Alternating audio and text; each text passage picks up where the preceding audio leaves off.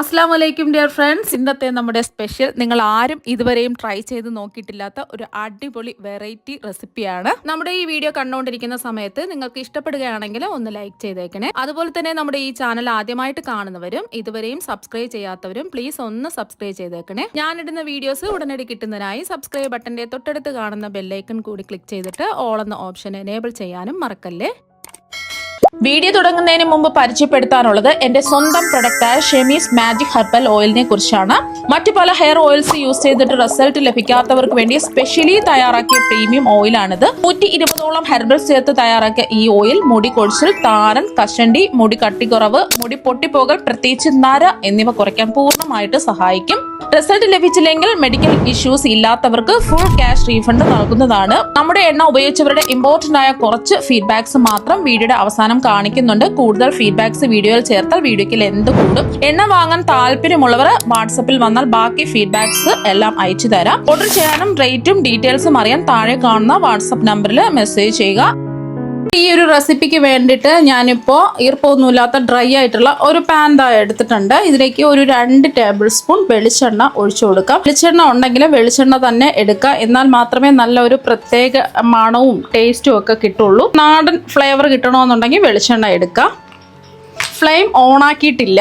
ഇനി ഇതിലേക്ക് ഒരു 1/4 ടീസ്പൂൺ മഞ്ഞൾപ്പൊടിയാണ് ചേർത്ത് കൊടുക്കുന്നത്. ഫ്ലെയിം ഓൺ ആക്കാതെയാണ് പൊടി ചേർക്കാൻ.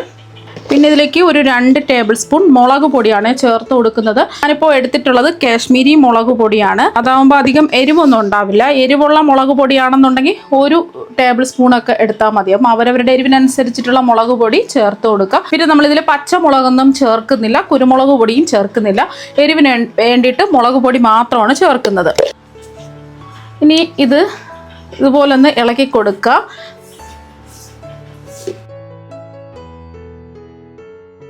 അപ്പം മുളക് പൊടിയും മഞ്ഞൾപ്പൊടിയും ചേർത്ത് കൊടുത്തതിന് ശേഷം ഇതുപോലൊന്ന് മിക്സ് ചെയ്തെടുക്കുക. എന്നിട്ട് വേണം നമ്മൾ ഫ്ലെയിം ഓണാക്കി കൊടുക്കാൻ. ഇപ്പോൾ ആ ഫ്ലെയിം ഓണാക്കി കൊടുത്തിട്ടുണ്ട്. നല്ലതുപോലെ ഒന്ന് ചൂടാവണം. ഒരുപാടങ്ങ് ചൂടായി കരിഞ്ഞൊന്നും പോവരുത്. മുളക് പൊടിയും മഞ്ഞൾപ്പൊടിയും ഒന്ന് ചൂടായി കിട്ടിയാൽ മാത്രം മതി. ആ പച്ച ചുവയൊക്കെ ഒന്ന് മാറി കിട്ടണം. മീഡിയം ഫ്ലെയിം വെച്ച് കൊടുക്കുക. ഇതുപോലെ ഒന്ന് ചൂടായി തിളച്ച് വരുന്ന സമയത്ത് ഇതിലേക്ക് 1 ഇഞ്ച് വലിപ്പത്തിലുള്ള ഇഞ്ചി ചതച്ചതാണ് ചേർത്ത് കൊടുക്കുന്നത്. ഇഞ്ചി പേസ്റ്റ് ഒന്നും ചേർക്കരുത്. ഫ്ലെയിം കുറച്ച് വെച്ചിട്ട് ചേർത്ത് കൊടുക്കുക. ഒരു 6 അല്ലി വെളുത്തുള്ളി അല്ലികൾ ചതച്ചെടുത്തിട്ടുള്ളതാണ്, അതും ചേർത്ത് കൊടുക്കാം. പിന്നെ ഇതിലേക്ക് നമ്മൾ കുറച്ച് ഉള്ളി ചതച്ചതാണ് ചേർത്ത് കൊടുക്കുന്നത്. എല്ലാം പെട്ടെന്ന് തന്നെ ചെയ്തിട്ടെടുക്കുക. അതുപോലെ വെളുത്തുള്ളി പേസ്റ്റ് ഒന്നും എടുക്കരുത്, ചതച്ച് തന്നെ എടുക്കുക. അതുപോലെ തന്നെ ഒരു 8 ചെറിയ ഉള്ളി ചതച്ചതാണ് ചേർത്ത് കൊടുക്കുന്നത്. അതും കൂടെ ചേർത്ത് കൊടുത്തിട്ട് ഒന്ന് ഇളക്കി കൊടുക്കുക. പിന്നെ ഇതിലേക്ക് എല്ലാം പെട്ടെന്ന് തന്നെ ചെയ്തിട്ടെടുക്കണം. ഇഞ്ചിയുടെയും വെളുത്തുള്ളിയുടെയും പേസ്റ്റ് ചേർക്കാതെ വെളുത്തുള്ളിയും ഇഞ്ചിയും ചതച്ച് തന്നെ എടുക്കുക. ചതച്ച വെളുത്തുള്ളി തന്നെ എടുക്കുക. ഇനി ഇതിലേക്ക് ഒരു പ്രത്യേക ടേസ്റ്റ് കിട്ടാൻ വേണ്ടിയിട്ട് ഞാൻ ചേർക്കുന്നത് ചെറിയ കഷ്ണം പൈനാപ്പിൾ ചെറുതായിട്ട് കട്ട് ചെയ്തെടുത്തതാണ് ചേർത്ത് കൊടുക്കുന്നത്. 2 ടേബിൾ സ്പൂണൊക്കെ ഉണ്ടാവുള്ളൂ, ഒരുപാടൊന്നും വേണ്ട. ഒരു പ്രത്യേക ടേസ്റ്റ് ആയിരിക്കും. എല്ലാം പെട്ടെന്ന് ചെയ്തിട്ടെടുക്കുക.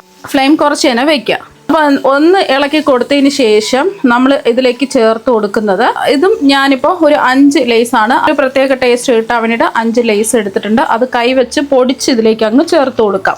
ഇതും വേണമെന്ന് നിർബന്ധമില്ല, പക്ഷേ ഇതും കൂടെ ചേർത്ത് കൊടുക്കുമ്പോൾ ഒരു പ്രത്യേക ഒരു ടേസ്റ്റാണ്. അപ്പോൾ അതുകൊണ്ടാണ് ചേർത്ത് കൊടുത്തിട്ടുള്ളത്. ഇതുപോലെ കൈവച്ചിട്ട് പൊടിച്ച് ചേർത്ത് കൊടുക്കുക. കൂടുതലൊന്നും വേണ്ട, 5 എണ്ണമൊക്കെ മതിയാവും. അപ്പോൾ എന്നിട്ട് ഒന്ന് ഇളക്കി കൊടുക്കുക. ഉള്ളി വെളുത്തുള്ളി ഇഞ്ചിയൊന്നും മൂത്ത് വരേണ്ട ആവശ്യമൊന്നുമില്ല. അപ്പോൾ അത് ഒന്ന് ഇളക്കി കൊടുത്തിട്ടുണ്ട്. ഇനി ഇതിലേക്ക് നമ്മൾ ചേർത്ത് കൊടുക്കുന്നത് പുളിവെള്ളമാണ്. ഞാനിപ്പോൾ 1/2 കപ്പ് പുളിവെള്ളമാണ് എടുത്തിട്ടുള്ളത്. അത് ഇതിലേക്ക് അങ്ങ് ചേർത്ത് കൊടുക്കാം.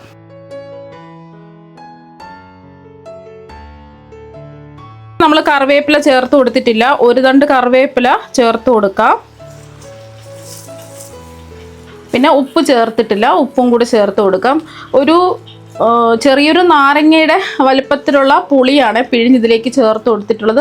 ചെറിയ നാരങ്ങ ഉണ്ടല്ലോ, ഒരു നെല്ലിക്ക വലിപ്പത്തിൽ പുളി നല്ലതുപോലെ പിഴിഞ്ഞെടുത്തിട്ടുള്ളതാണ്. അപ്പോൾ കറിവേപ്പിലയും കൂടെ ചേർത്ത് കൊടുത്തതിന് ശേഷം നമ്മൾ ഇതിൽ ഉപ്പ് ചേർത്തിട്ടില്ല. ആവശ്യത്തിനുള്ള ഉപ്പും പിന്നെ ഒരു കാര്യം കൂടെ ചേർക്കുന്നുണ്ട്. പെട്ടെന്ന് റെഡിയാക്കി എടുക്കാൻ പറ്റും. ഒരു 1/4 ടീസ്പൂൺ ഉപ്പാണ് ചേർത്ത് കൊടുക്കുന്നത്. നിങ്ങൾക്ക് എത്രയാണോ ഉപ്പ് വേണ്ടത് അതിനനുസരിച്ചിട്ടുള്ള ഉപ്പ് ചേർത്ത് കൊടുക്കുക. ഉപ്പ് കുറവാണെന്നുണ്ടെങ്കിൽ ഉപ്പ് ചേർത്ത് കൊടുക്കാൻ നോക്കിയിട്ട്. അപ്പോൾ ഒന്ന് ഇളക്കി കൊടുത്തിട്ടുണ്ട്. ഇനി ഇതിലേക്ക് നമ്മൾ ചേർത്ത് കൊടുക്കുന്നത് ചതച്ച മുളകാണ്. 1 ടീസ്പൂണാണ് ചേർത്ത് കൊടുക്കുന്നത്. ചതച്ച മുളക് ഇല്ല എന്നുണ്ടെങ്കിൽ മുളക് പൊടി മാത്രമായാലും കുഴപ്പമൊന്നുമില്ല. പിന്നെ വേണമെന്നുണ്ടെങ്കിൽ ഒരു കാര്യം കൂടെ ചേർത്ത് കൊടുക്കുക. നല്ല ഒരു മണവും ടേസ്റ്റും ഒക്കെ കിട്ടാൻ വേണ്ടിയിട്ട് ഒരു 1/4 ടീസ്പൂൺ വലിയ ജീരകം പൊടിച്ചതാണ് ചേർത്ത് കൊടുക്കുന്നത്. എന്നിട്ട് ഒന്ന് ഇളക്കി കൊടുക്കുക. എന്നിട്ട് ഉപ്പൊക്കെ ഉണ്ടോ എന്ന് ചെക്ക് ചെയ്ത് നോക്കുക. അതുപോലെ തന്നെ എരിവും കറക്റ്റ് ആണെന്ന് ചെക്ക് ചെയ്ത് നോക്കുക. ആവശ്യത്തിന് പാകത്തിനുള്ള എരിവും ഉപ്പും ഒക്കെ ചേർത്ത് കൊടുക്കുക. ഉപ്പ് നോക്കിയപ്പോൾ കുറവായത് കൊണ്ട് ഒരു 1/4 ടീസ്പൂൺ ഉപ്പും കൂടെ ചേർത്ത് കൊടുത്തു. എന്നിട്ട് ഒന്ന് ഇളക്കി കൊടുക്കുക. അപ്പോൾ അത് ഇളക്കി കൊടുത്തിട്ടുണ്ട്. ഇനി ഇതിലേക്കാണ് നമ്മൾ കഴുകി വൃത്തിയാക്കി വെച്ചിരിക്കുന്ന മീൻ കഷ്ണങ്ങൾ ഇട്ട് കൊടുക്കുക. ഞാനിപ്പോൾ എടുത്തിരിക്കുന്നത് അയല മീനാണ്. ഏത് മീനിലും ചെയ്യാവുന്നതാണ്. അതുപോലെ കഴുകി വൃത്തിയാക്കി എടുത്തതിന് ശേഷം ഇതുപോലെ വരഞ്ഞു കൊടുത്തിട്ടുണ്ട്. 4 അയല മീനാണ് എടുത്തിട്ടുള്ളത്.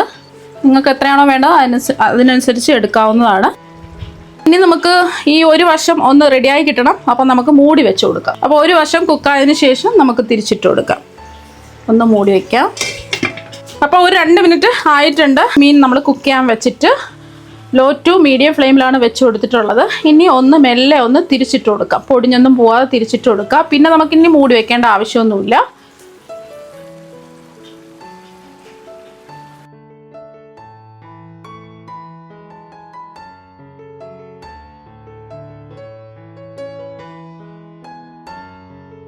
അപ്പോൾ ഇതിൻ്റെ മുകളിലായിട്ട് ഈ മസാലയൊക്കെ ഇട്ട് കൊടുക്കുക.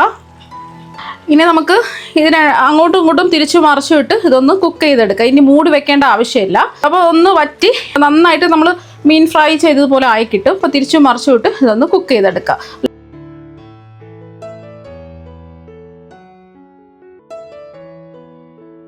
ഇപ്പോൾ ഒരു 4-5 മിനിറ്റ് ആയിട്ടുണ്ട്. കുറച്ചും കൂടെ 1 മിനിറ്റും കൂടെ ഒന്ന് വറ്റി വരാനുണ്ട്. ഒന്ന് ഡ്രൈ ആവണം. എണ്ണയൊക്കെ തെളിഞ്ഞ് നല്ലോണം വറ്റിയൊക്കെ വന്നിട്ടുണ്ട്. 2 സൈഡും റെഡിയായി കിട്ടിയിട്ടുണ്ട്. ഇത്രയും മതി. ഫ്ലെയിം ഓഫാക്കുക. ഉപ്പൊക്കെ കറക്റ്റാണ്. നമ്മുടെ ഫിഷ് ഫ്രൈ ഇവിടെ റെഡി ആയിട്ടുണ്ട്. നല്ല ടേസ്റ്റാണ്. വേറെ ഒരു കറിയുടെ ആവശ്യമില്ല. ഇനി ഇത് ഒരു പ്ലേറ്റിലേക്ക് മാറ്റാം.